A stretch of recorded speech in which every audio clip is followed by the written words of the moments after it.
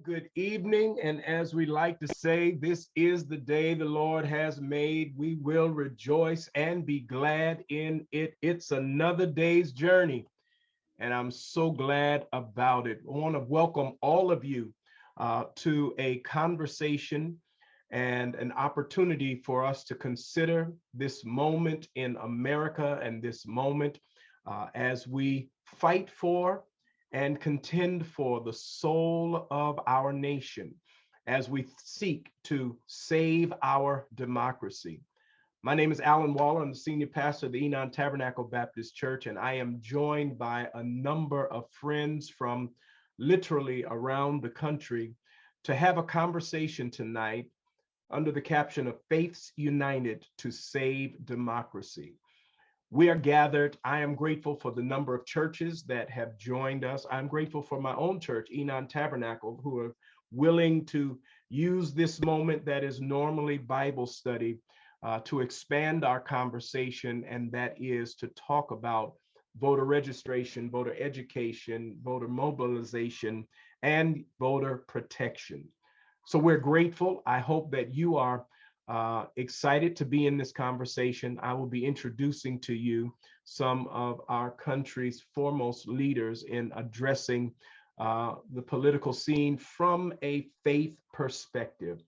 Tonight, we are Christians, we are Muslims, we are Jewish, we are interdenominational, we are Baptist, we are Methodist, but we are American, and we are committed to this country. We still believe that the documents are good. We still believe that the intention was right.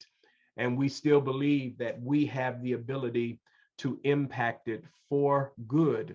And so I'm grateful that you have joined us. And in just a few moments, I want to introduce you to the real convener. I'm honored to play some role tonight. But I think you need to know that Dr. Barbara Williams Skinner, who is the coordinator of the Faith United to Save Democracy, who is also the president of the Skinner Leadership Institute and the co-convener of the National African American Clergy Network, is who brings us here this evening. And so if you would allow me, I want to have a word of prayer, and I'm going to turn you over to our sister to help us begin this conversation. God, I bless you and thank you. I thank you for the opportunity to participate in one of the greatest forms of government, and that is our American democracy. I thank you for the privilege of voting, and I thank you for the challenges that are in front of us. Tonight, we've come with various faiths and persons to talk about what it means to live in America, what it means to contend for the soul of our country, and what it means for us to save our democracy. Bless each speaker tonight, oh God. Bless all of the words that ultimately will be used for the upbuilding of our faiths and the upbuilding of this country. I pray this in the name significant to me, the name of Christ, and for his sake we do pray. Amen.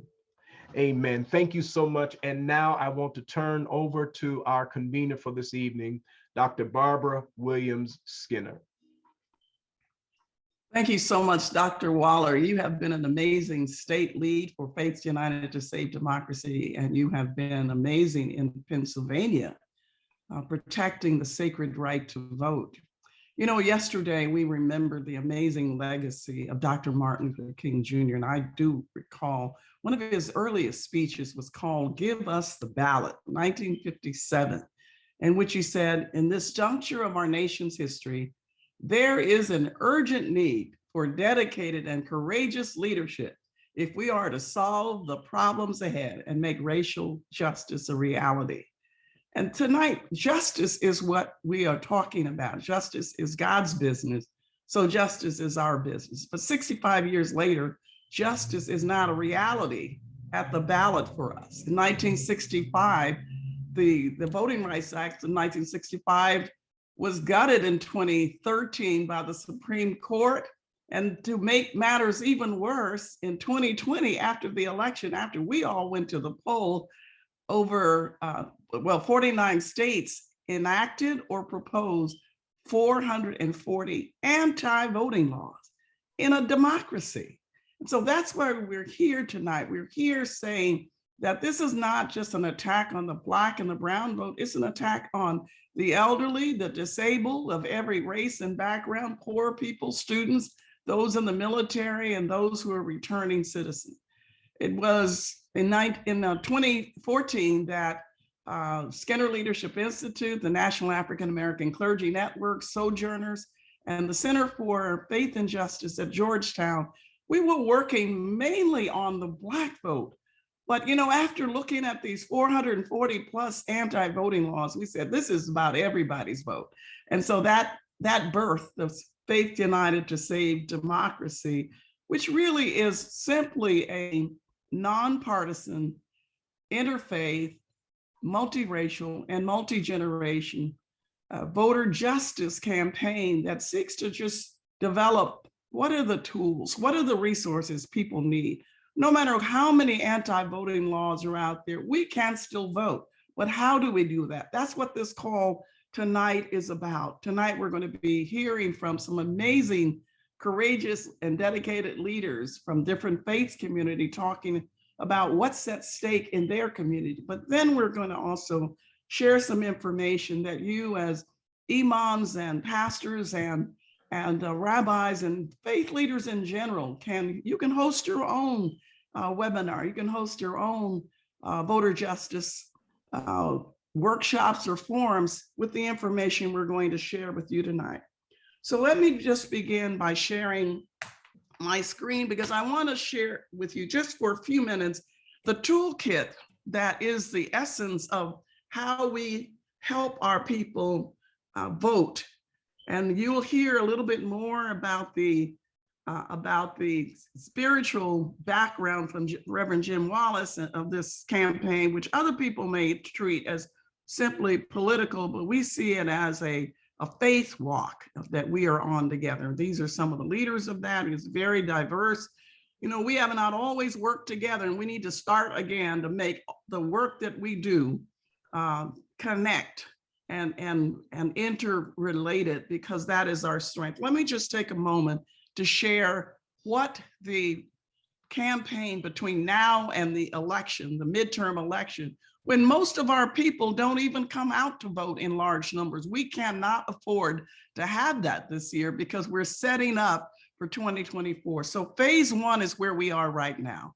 Phase one, Reverend Waller talked about it. We are talking about voter education, registration, let me add identification, because that's a problem, mobilization, and then voter protection at the polls. So we're doing voter justice webinars in 10 states, of which Pennsylvania is one, helping people to really gather, like, why am I voting? What's important to me? Why should my family and I get to the polls? And of course, tonight you'll hear about your voting rights from our Lawyers Committee representative.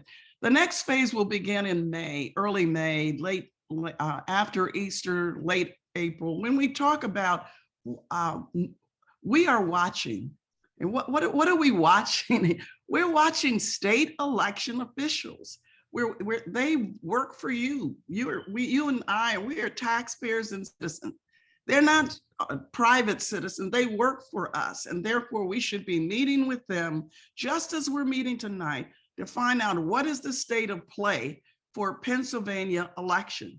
Where will the drop boxes, the early voting, or whatever your rules are, and they differ in every state. We get that.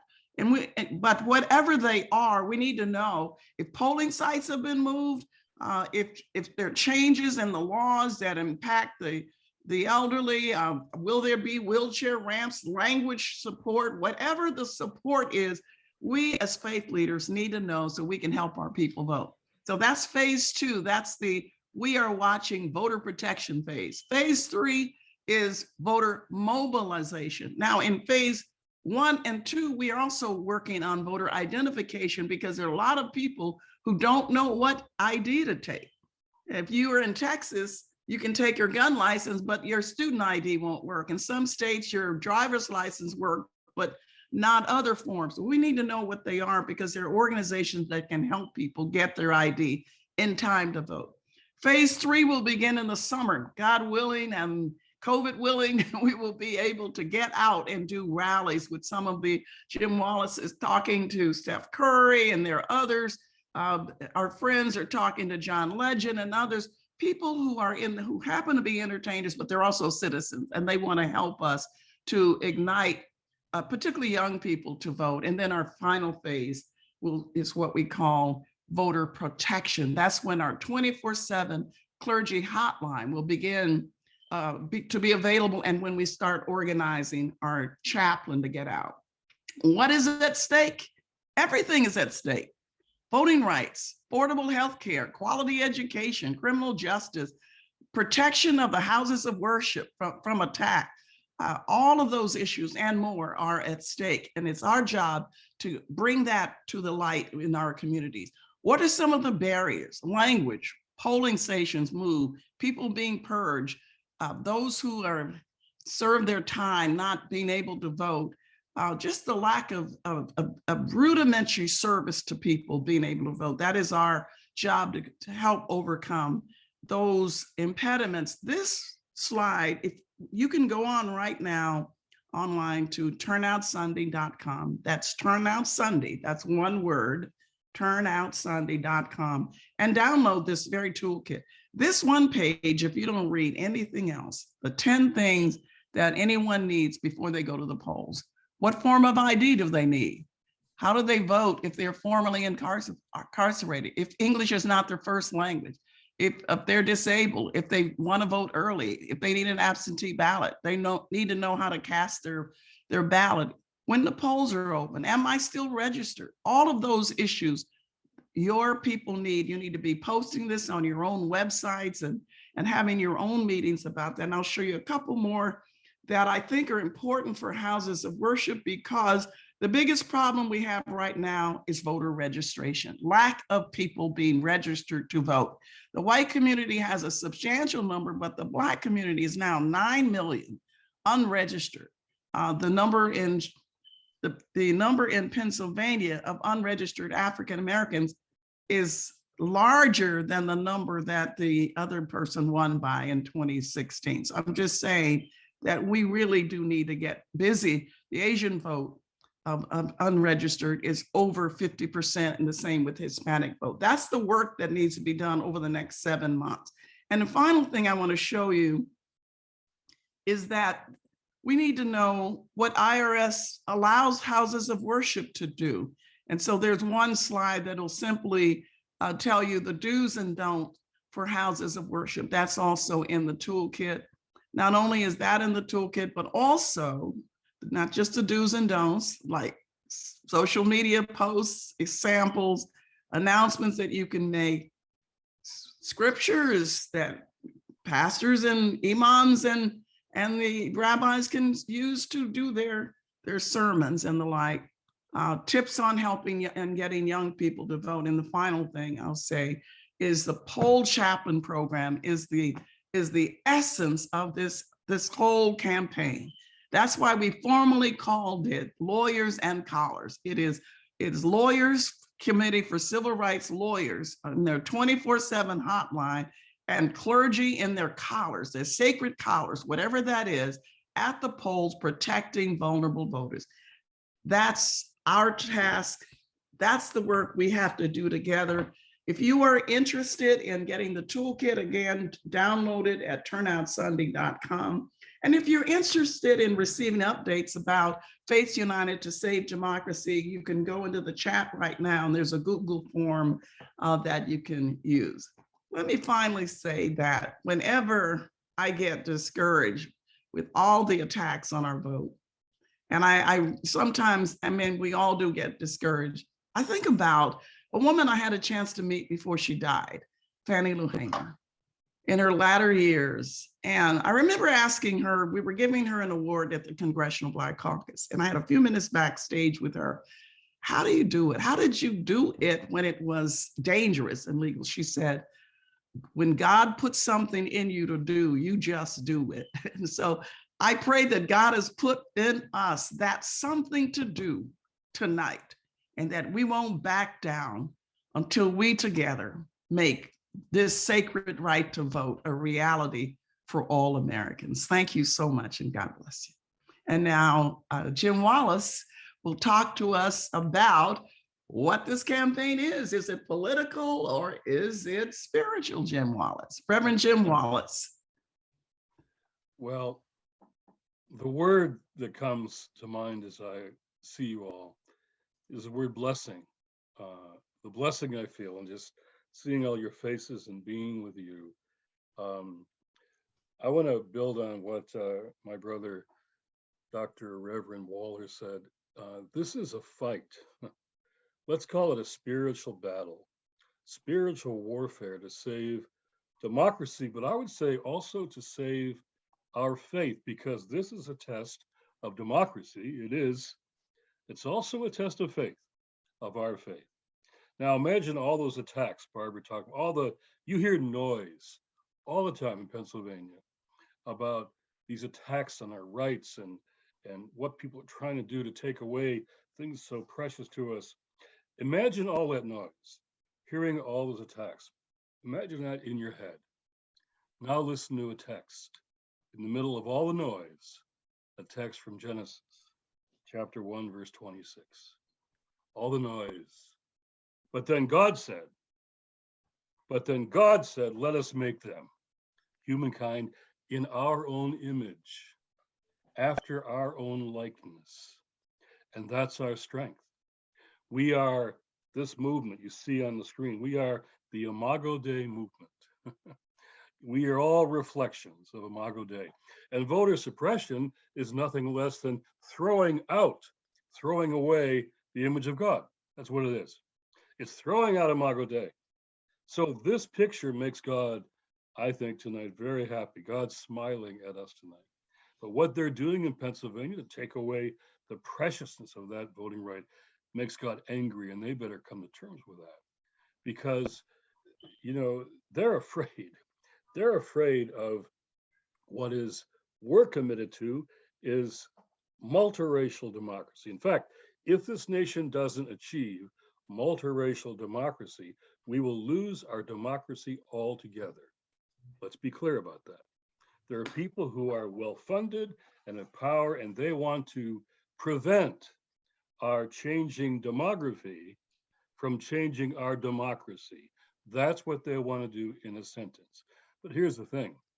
When politics fails, faith communities intervene.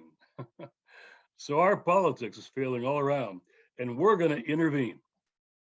You can see who we are. We are multiracial. We are multi-faith. We are getting better at being multi-generational.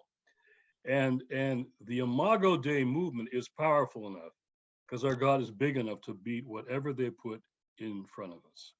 So you are precious. Your people are precious. That's why our vote is so precious. They want to take away our dignity and our voice, and we will not allow that to take place because of a text that we believe in about all of us being made in God's image. So the Imago Dei movement is getting organized, and they're in serious trouble. I talked to Jim Clyburn just today at a signing at the White House about healthcare, and he is ready to go. Raphael Warnock is ready to go. Terry Sewell is ready to go. Chris Coons, Senator Chris, they're ready to go. They're ready to go to support us and what we're doing. So I am so blessed by seeing your faces, and I know some of your stories and your work, and I'm just blessed to be among you tonight, one of you, and with my dear sister and tag team partner, Barbara Williams Skinner, and my younger brother, Adam Taylor, who's running Sojourners now. I'm blessed to be here, and I think this is just the beginning of a faith movement, a faith that's going to restore democracy in this country. That's what we can do because of who we are as the children of God. Thank you so much. Reverend Waller. Yes, thank you so much. And thank you both, Dr. Skinner and Reverend Jim Wallace. For members of Enon, I need you to know that when I grow up, I want to be Jim Wallace. just so that you appreciate who he is. Well, listen, we wanted to put this on the ground, and this is all over Pennsylvania tonight, and we have significant voices just to remind us of what's at stake. So I want to introduce, and these persons are going to take just a few moments to say from their perspective and where they are serving, why this conversation is so important. We have Rabbi Ron Simons, who's the Senior Director of Jewish Life of Greater Pittsburgh, PA. We have my friend and brother, Reverend Dr. Mark Kelly Tyler, who is the pastor of Mother Bethel AME Church here in Philadelphia. Rabbi David Strauss, Senior Rabbi, the Main Line Reformed Temple in Wynwood, PA. Sister Salima Suswell, President and CEO of Evolve Solutions in Philadelphia. Reverend Adan Marena, pastor of the West Kensington Ministry in Philadelphia. A dear sister, Reverend Dr. Phaedra Blocker, director of the Center for Care and Formation and Vitality at Palmer Theological Seminary of Eastern University in St. David's, PA. And a young giant from the center of the state, Reverend Walter Scott Thomas Jr., who is the pastor of First Baptist Church of Steelton, Harrisburg. They're each going to take, in that order, a few moments to remind us why this work is important and what's at stake for our community. We'll begin with Rabbi Simons. Thank you so much to everyone. And let me begin by going backwards. Way back when in the Hebrew Bible, when Samuel was in charge around the year 1100 or so, it was assumed that his sons, Joel and Abijah, would be the next judges. But I got to tell you, the people, they weren't satisfied with Joel and Abijah because Joel and Abijah did not follow God's ways. They were bent on gain, they accepted bribes, and they subverted justice. Sound familiar? Just a little bit? And so the elders came to Samuel and said, we don't want to go on that way. Give us a king. And Samuel said, no, you're not going to want a king because here's what the king's going to do. And he tried to convince them, but he failed. And all the people came, not just a few people, not just the people who consider themselves to be privileged, not just the ones who were allowed to vote, but all the people came.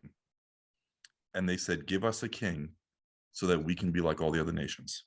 I look back at that story and I am inspired that it takes the people to make the change that is needed when you think things are just going to go the same old way.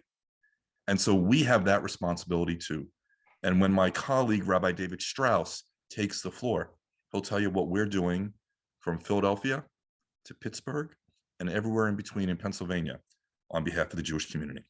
Thank you for that message, Ron. And I'm Reverend Mark Tyler from Mother Bethel in Philadelphia. Thank you, Pastor Waller. Thank you, Dr. Skinner. Thank you, Dr. Wallace, and other colleagues who are in the struggle together. Let me say this. I'll take you back as well, but not as far back, if that's okay, Ron. I'll just take you back to a few years. In 2018, during the last midterm, outside of the states where he resided, the state that Donald Trump visited the most during 2018 was Pennsylvania. In 2020, the state that he visited the most, was right there again at the top of the list, was Pennsylvania. Now, you may not think as Pennsylvanians that you're all that important, but presidents don't keep running to your state if you're not important. If your vote does not count, people don't spend sleepless nights trying to devise new ways in states like Texas and Florida and in Georgia to find a reason for you not to vote. Our struggle, and I know I'm preaching to the choir tonight, is to convince fellow Pennsylvanians, in particular, low propensity voters who have decided for whatever reason that their vote does not matter. Our votes absolutely matter. And so that means that we've got to inspire grandmothers and grandfathers and uncles and aunts and cousins and nephews and nieces to go out and find their friends, find their relatives, and let them know that literally democracy is at stake. That may not seem like much, but I've spent many times having conversations in the last year with persons who were wrongfully convicted in the city of Philadelphia, who thankfully for a new justice system that has risen in the city of Philadelphia, and that has allowed them to come out of the places where many of them have spent 30 and 40 years for crimes that they did not commit. They will tell you that voting matters because they were not put in jail in the 80s and in the 90s by a government that fell from heaven, but they were put in prison by a government that was elected by the people. And so who we put in office on a local level in the city of Philadelphia matters. Who we put in Harrisburg matters. And who we put into the White House also absolutely matters. And so I'll say this, that as AME people across the state that made thousands of phone calls on last year in the 2020 election, a year and a half ago, excuse me, and also in 2018 and in 2016, we stand ready to use our feet, to exercise our faith, to make telephone calls, to send texts and tweets and whatever it takes to get people to the poll. And thank you, Reverend Wallace, as I get ready to close, for reminding us that we cannot separate our faith from our politics. The only people that say that faith and politics don't go together in the Bible are the people who benefit from the status quo. Ask Moses if faith and politics are connected. Ask Esther if faith and politics are connected. Ask David facing down a Goliath if politics and faith are connected. Absolutely they are, and we live out our faith through our politics. So thank you for the opportunity, and I'm looking forward to us standing shoulder to shoulder in the upcoming primary and in the general election. Rabbi Strauss. Well, thank you, Reverend Taylor, because you've provided for me the perfect segue. I want to begin by saying I think the political is spiritual and the spiritual is political. We may not be partisan, and we shouldn't be partisan, but the work that we are doing is deeply political and deeply spiritual, and the two are intimately joined together. My teacher, Rabbi Rick Jacobs, taught me that if you take out all of the passages in the Hebrew Bible and the New Testament that deal with the poor, the widow, and the orphan, take those out, you don't have a lot left to read. It's 2 or 3 pages at most. I want to share with you a little bit about the work of RAC-PA. RAC stands for the Religious Action Center. It is our reform movement's social justice advocacy office in Washington, D.C. And in recent years, we've begun to create a number of statewide affiliates, including one in Pennsylvania, which I'm honored to be the co-chair of. In 2020, our tagline was "Every voice, every vote." We worked to make sure that as many people as possible were registered and then actually went out to vote, to educate people about Act 77 and to make sure that Act 77 in the state of Pennsylvania was adequately funded, and then to make sure that every vote would be counted. We're now engaged in a campaign called Just, and now you fill in the blanks. The first one is called Just Redistricting, which we've just concluded. Just Redistricting was about working to ensure that the redistricting process in Pennsylvania would be as open, as transparent, and as just as possible. The question, I think, is really simple. Who gets to decide? Do we elect our officials, or do our elected officials decide who gets to vote for them?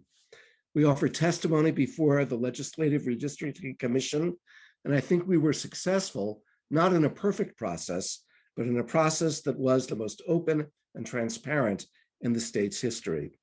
We're now engaged in 2 processes simultaneously. One called Just Elections, making sure that Act 77 is adequately funded, that ballot boxes are distributed throughout the state within walking, if not easy driving or commuting distance or public transportation distance for all.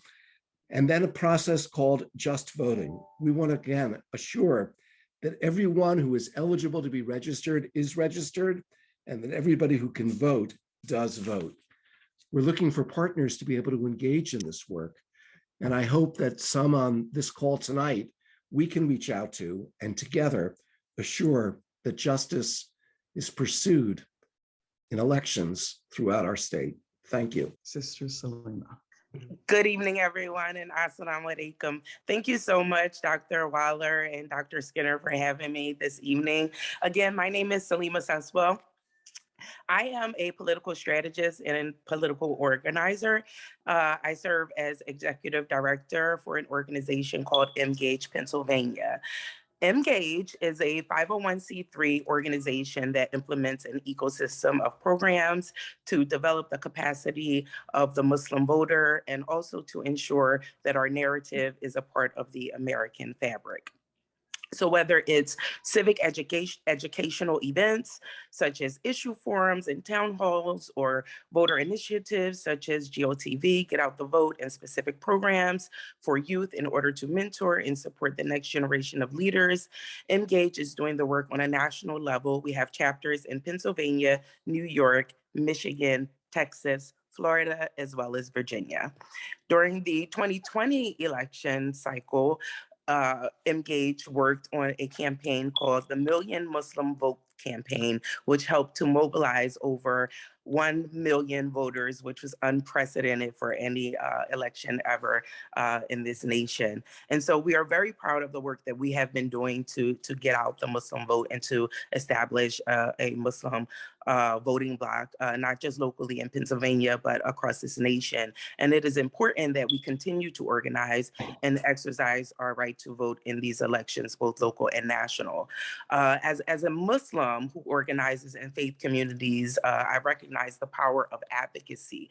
Just here in Philadelphia, recently we were able to advocate for policy issues such as the recognition of Islamic holidays on the academic calendar for the Philadelphia public schools, which was done very successfully in 2015, and we continue to work with the school district to advocate for the unique needs of Muslim students.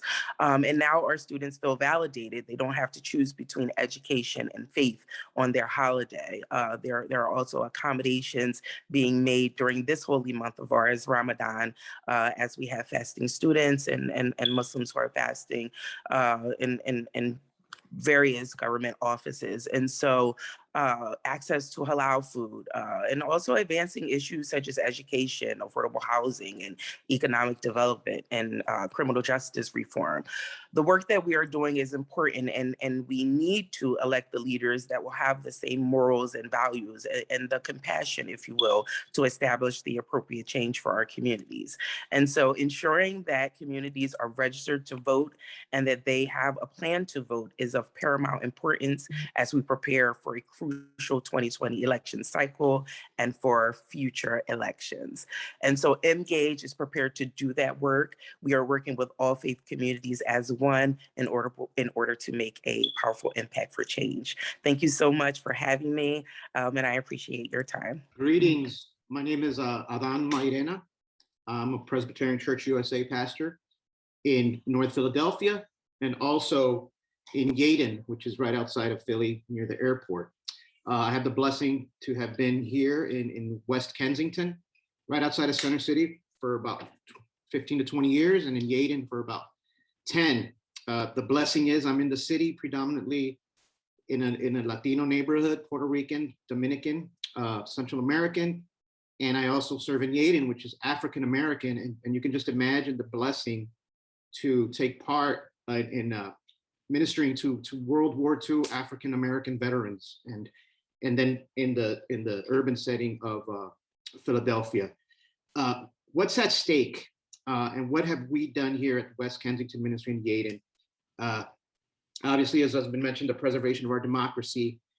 We've done everything here at the church from getting involved with the fair funding formula of schools, food relief, advocacy. We are a voting poll. We register, we've gotten involved in the census, and we're gonna keep doing what we're doing. We have, for the last couple of years, immigration is always an issue. As you know, PA is ground zero for anti-immigration policy. Berks County has the most hate groups in the country. And what's at stake is how this hostile policy, how hostile intentional policy continues to be developed in our state. This policy makes it okay to dehumanize, to diminish the worth of our children. What's at stake is electing people who support, again, hostile policy that really wants to take us back to segregation. As you know, Berks County also has the largest ICE facility that we've been trying to shut down. I've worked with Juntos and Youth Sanctuary Movement in trying to get folks driver's licenses. We held a woman in sanctuary during the Obama administration. We've demonstrated to the point of arrest in DC and here in Philadelphia. Policy is, again, what's at stake and the development of it. Pennsylvania right now, we are the only state that does not certify bilingual teachers. Just think about that. We're the only state that does certify bilingual teachers. So what does that do to our young people that don't speak English? And the teachers union here in Philadelphia doesn't support that approach. We're also a state, and thank God Philadelphia is very different from the state where nurses also, the licensing of people coming from other states and other countries, their professional licenses aren't acknowledged. For example, if a nurse came from Puerto Rico and was credentialed over there, she is not able to be licensed here. And the nurses union, or whoever decides who can get licensed or not, allowed the Philippines and I think India to have their nurses be certified here or accept their licenses. And instead of allowing Puerto Rican nurses who fully, receive the education that's needed, instead of allowing the Puerto Rican nurses to be credentialed here and accept their licensing, they took away the licensing right for the Philippines and India. So there's the subtle, there's the intentional evil that's taking place, from licensing to immigration to the teachers union. What's at stake here, as we all know, is who is going to be the next governor, who's going to be our senator. As we know, our Congress is very divided. Last thing I want to point out is how the Latino population in Pennsylvania is growing tremendously, and that means that there's a tax base that is also now contributing to the economy. And if you know that area, Bethlehem, York, Hazleton, Reading, they call it the 228 corridor. It's flourishing, and if it weren't for the new businesses that have been developed there, some of those small towns wouldn't exist. And again, some of those small businesses, folks that have been educated in their own country, getting nursing salons, hair salons, living wage jobs, they're not, they get a lot of obstacles when it comes to making a living. So what's at stake is policy, hostile policy, the continuation of it, who we get elected, and really valuing who we are, putting children in cages, Asian hate, the anti-Muslim sentiment after 9/11, and obviously we're here to stop that. So thank you, everybody, for listening. Thank you, Dr. Waller, Dr. Skinner, for this invitation. And I would, of course, echo much of what has been said and will in some ways.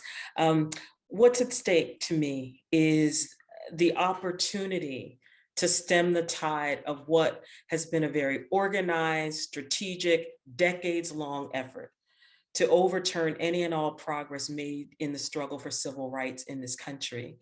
The lesson I hope we have learned over the past few years, if not before, is that what seems like crazy on an ordinary day, as Pearl Cleage put it, can quickly become normalized. And then it can become policy, and then it can get legislated. And then that legislation protects and empowers the erosion of people's basic human and civil rights. And the folks who desire to use legislation as a way of mitigating a possible shift in power as the demographics of the country shift smell victory. They may have lost the battle of the last election, even if they're not willing to admit it, but they're still confident that they can win the war, because if they're successful in structurally disenfranchising large numbers of Black and brown people, large numbers of poor people and other vulnerable peoples who haven't been manipulated by the weaponized fear employed against them, then it almost won't matter who runs for office, right? The whole concept of a free and fair election to select a representative government becomes null and void. And for me, that's not just a political issue, as Reverend Wallace says, that's a spiritual issue. Because in my faith tradition, as many of the traditions represented here, there is an essential belief that God desires the flourishing of all creation, of all peoples, and that those who worship God are called to be instruments of that flourishing. And so as a Christ follower, I understand that my following of Jesus and the transformative flourishing of my own soul requires that I seek to do what Jesus declared that he came to do: proclaim good news to the poor. Like, here's a way out of poverty, effect freedom for those caught up in bondage in different ways, whether it be prison, addictions, other things, help those who are so destructively blinded by so many falsehoods and delusions to see rightly, to set oppressed folk free to be their own whole, beautiful, God image bearing selves, and to let folks know that the grace and love of God is available without restriction, beyond measure, and with tangible effect. And all of that has to do with life in the here and now. The abundant life that Jesus talked about. It is not just some pie in the sky, by and by thing. And so that means that the people of God in the here and now have to be involved in making sure that the social and political tools, as well as the spiritual tools necessary to create even the possibility of flourishing, are available to everyone. And you know, as someone who is in an educational framework, that's important as in terms of how we train leaders, how we train pastors and other vocational leaders. It's the ethos of the seminary. It's the ethos of our university, which believes in faith, reason, and justice. And so as the ancestors would say, we got to pray walking, and we have to do this work. Thank you. To Dr. Skinner, Dr. Waller, and Reverend Wallace, and all who have shared thus far this evening. My name is Walter Thomas Jr. I'm a pastor, First Baptist Church of Steelton in Harrisburg, Pennsylvania. I'm right here in the state capital in Dauphin County. I am a mix between Gen X and millennial. I'm born in 1981, so I'm right on that tightrope. And I must admit, the deconstruction of democracy is a reality that I did not think I would see. Myself and others of my generation, we grew up seeing and hearing about the fight for civil rights, how we were victorious, how we overcame. We saw the black and white videos. We heard of Dr. King and others fighting this good fight. And so because of that, and the way in which I was reared and raised, I always saw it as my responsibility to cast my vote, to encourage others to do the same, because there were those who died and fought for us all to have that right. There were those who were denied access to vote. They suffered through voter suppression. They suffered through poll taxes and other forms. They fought so that we could win. That's how I was raised, and others from my generation have been raised. We were taught these things, and some of us along the way began to, I guess, devalue what our vote really means. And because of that, we now live in this reality where there is a deconstruction of our democracy. We were raised believing that this battle had been won, but now we once again find ourselves maturing into the age and the point where voters' rights are being stripped down. The Voters' Rights Act has just about been all but dismantled. New anti-voter laws are now becoming the law of the land, and we are called, not just those in my generation, but generations that come before and the ones that will come after. We are called now to fight this fight so that we might win again. For years, we were taught about the value of democracy, but we did not know that was only as long as it fell with certain political agendas. Because now democracy and voting do not seem to have the value for everyone because it does not fall in line. The vote's not lining up with a certain party's agenda. Democracy is not lining up with a certain party's agenda or political affiliation. There are those who would rather us be described as autocratic than democratic. We must now fight this fight. We do not want to see voters' rights and civil rights become casualties to different political agendas. We must stand up because this moment is not just for now, but it's for next. It's not just for those of us who are now on this Zoom, but it's for our children and grandchildren who are coming behind us. We set the standard for them now. Just as we look at those who came before us, just as I watch the black and white films on TV sitting in classrooms, they will hear about what we do now and how we stand up for their future. In my local area, the recent redistricting of the Pennsylvania map has changed who will represent us in the community where our ministry is. And so now we are really helping people understand that it's critical now more than ever that we get out even in a midterm election and we cast our vote, because all the areas that we have been serving and ministering to are at stake. Decisions about communities, decisions about school funding, decisions about school districts that are already underfunded and how will they be treated going forward, decisions about areas that are suffering from food apartheid. All of these are at stake in our local elections this year. And so we at First Baptist are encouraging persons to vote. We are getting them out to register. We are making sure that we inform them about who's running for what offices and what it means for them personally. But we're also making sure that we're going to be utilizing the information and the tools that are in the toolkit that have been presented tonight. That there's a lot that has to be done, and all of us have so much going on with trying to minister in the age of COVID/post-COVID and family responsibilities as well. But here's the blessing and why I'm thankful to be here tonight. The blessing is that we do not have to do this alone. We are all in this together. We are all working together to make sure that we save our democracy and that we do have something that our children can look forward to be able to really enjoy the life, the liberty, and the freedoms that we have all been promised. We have not always benefited from them, have not always had them be reality, but we fight today that they might have it as a reality in their future. Thank you so much to all of our presenters for reminding us what's at stake. And we said at the outset of this that we would ask for your attention for about an hour. And I want to thank you for being with us. But there's one more question. The question for some are, can we do what we're doing tonight? Have we broken some law? What are our rights? What is appropriate?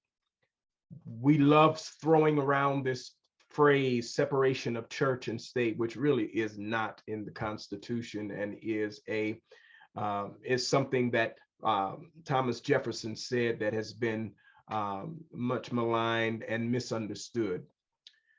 But what are our rights? What can we do? What should we do?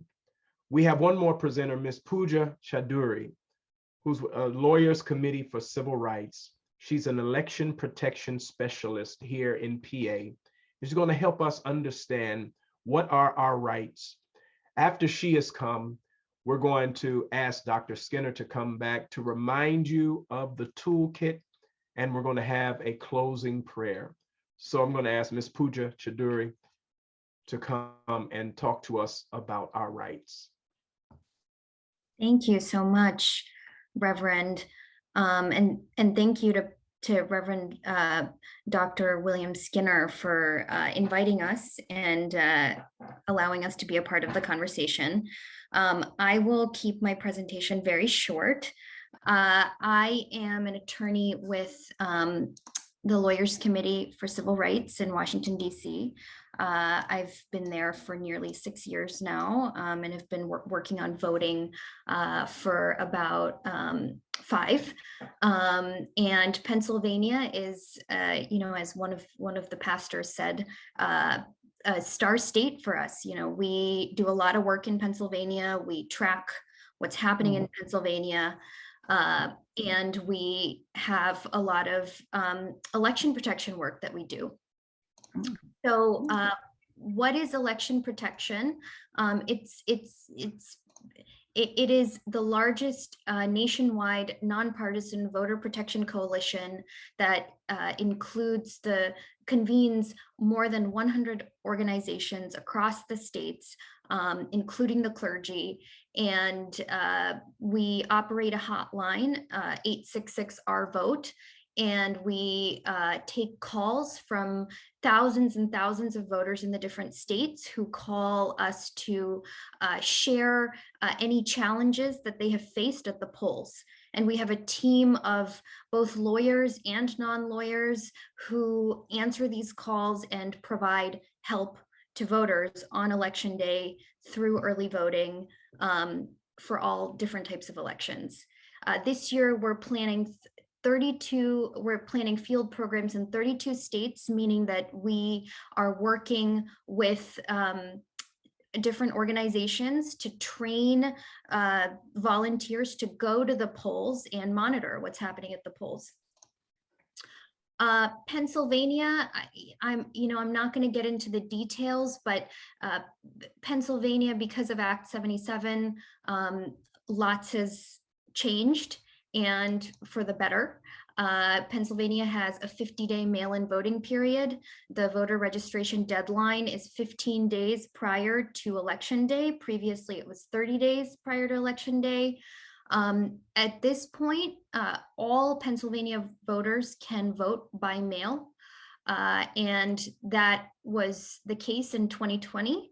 And in 2020, Pennsylvania saw a huge rise in voting by mail.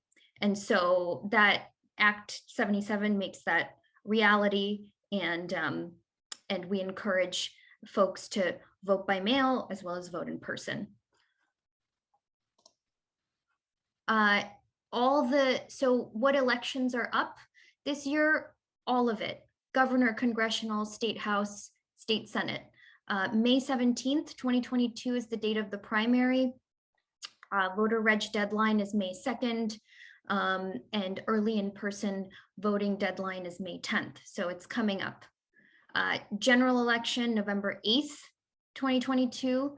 And the voter registration deadline is October 24th, early in-person voting deadline, November 1st. A lot of this was touched upon by others, but Pennsylvania is really ground zero for a lot of electoral changes, lawsuits. So we're definitely working in the state and watching. This year was the redistricting cycle. And so you may all know that the Supreme Court adopted Congressional Maps, and the United States Supreme Court declined to intervene in that. So we have Congressional Maps and in place for the May 17th primary. We also have state legislative maps. There are several pending challenges to those currently, but we anticipate that the maps that were passed earlier this year will be the ones that govern, both for the primary and the general. So 2022, we promises to be not only a challenging year, but also we're hoping that we have high turnout. We're hoping that folks get involved, and we are looking to lawyers and callers to help us get to that goal. And so we value our partnership with you, Dr. Skinner, and with each of the states. And I'm happy to answer any questions that you might have. So for the sake of time, Dr. Waller, I think what we'll do is, as we've done in all the other webinars, we've gotten the copy of this presentation, which is really excellent. It has the basics, and people can take down the number 1-866-OUR-VOTE.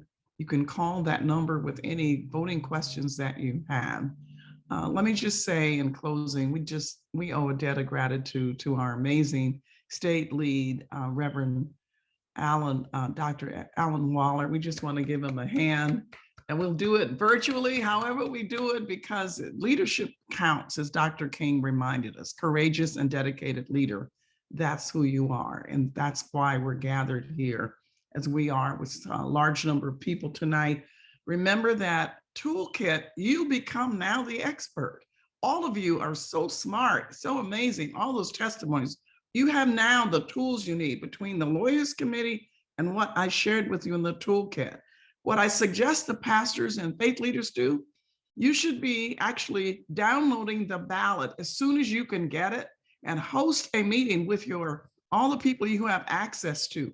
Go over that ballot with them. That's what people are intimidated about. They don't know why they should vote for which of these 7 judges, which of these 5 school board members, which sheriff, which district attorney, what ballot changes, what constitutional changes. That's our work. And that really encourages people. They get more excited when they know what they're doing. And so I would encourage you to do that. Download the toolkit at turnoutsunday.com. And if you're interested in receiving updates on this campaign, we're going to go all the way through to the election, when we'll be organizing poll chaplain and the like. You don't want to be out of this. You have met tonight some of the amazing interfaith and multi-generational leaders. We have not all worked together. This is very exciting. This is exciting for me. And so we want to make sure that if you want to be part of this, in the chat there's a Google form. Just give us your contact. We'll make sure whatever we blast out, you are a part of that. And again, I'm a time conscious person. I think it's so important that we gave ourselves this time. I think that as we began in prayer, we want to end in prayer. And so it gives me great pleasure to introduce you to my brother in ministry, Reverend Adam Taylor, President of Sojourners, to close us out. Adam Taylor. Thank you, Dr. Skinner. I just want to echo the thanks to all of you, to Dr. Waller, to all of the multi-faith speakers. And really, this campaign won't be possible without each and every one of you. And I'm so inspired by what I've heard tonight, and believe that working together, we can take the knowledge we've gained tonight, we can take the vision that has been cast and translate that into relentless action to protect the sacred right to vote and to protect our democracy. So let us join together as we close in prayer. Gracious God, we thank you for this evening. We thank you for all that our ears have heard. We thank you for this campaign, Yes. Face United to Save Democracy. Lord, we thank you for all of these leaders from different faith traditions and generations and communities that have come together to protect something that we know is sacred, and that is the right to vote. Lord, we have been reminded tonight that each and every voter in Pennsylvania, each and every person is made in your glorious image. So we pray that we would treat them as holy, that we would combat and overturn and overcome every effort to deny the sacred right to vote in Pennsylvania, that we would work together to prevent any efforts to subvert election outcomes in the future. But God, we know we can't do this on our own, that we cannot do it with our feeble strength and our limited knowledge. No, God, we need you. We need you to be in the midst of this campaign, to bind us together and to show yourself strong in the great state of Pennsylvania. And so, God, work in and through us. Enable us to do your will so that we can truly protect the right to vote and help to save and protect our democracy. It's in your holy and precious name we pray. Amen. Amen. Amen. Thank you so much. Thank you, everyone, for being attentive to this. And thank you again, Dr. Waller, for your amazing leadership. You all have a blessed evening. God protect you. Amen. God go with you. Good night. Good night now.